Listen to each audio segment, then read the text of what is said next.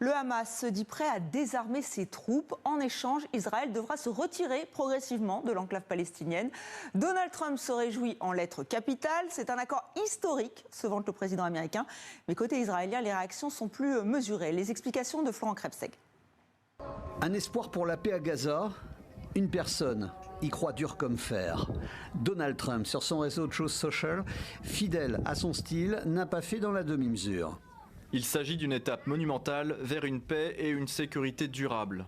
Le président américain présente même cet accord de désarmement du Hamas comme historique.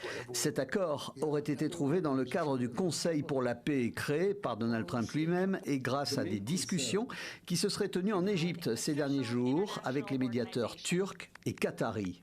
Selon le Hamas, cet accord sur la deuxième phase du cessez-le-feu prévoit désormais le retrait progressif des forces israéliennes de la bande de Gaza. Et en échange, le désarmement du Hamas, désarmement complet, de l'arme de poing aux lance-roquettes.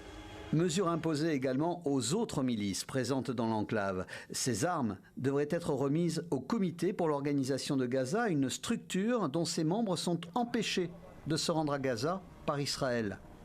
L'administration Netanyahou, qui pour l'heure n'a toujours pas émis le moindre commentaire sur cette nouvelle étape annoncée du cessez-le-feu, un arrêt des violences qui n'a jamais vraiment été respecté. Il y a quelques heures ce jeudi, l'armée israélienne détruisait des zones présentées comme des sites de stockage d'armes, dont cette mosquée.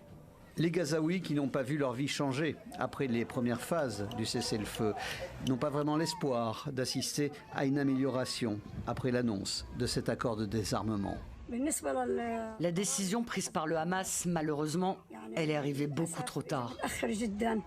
Franchement, nous n'avons plus la patience ni l'énergie pour supporter tout cela. De nombreuses décisions ont déjà été adoptées et nous ne les avons pas vues appliquées sur le terrain.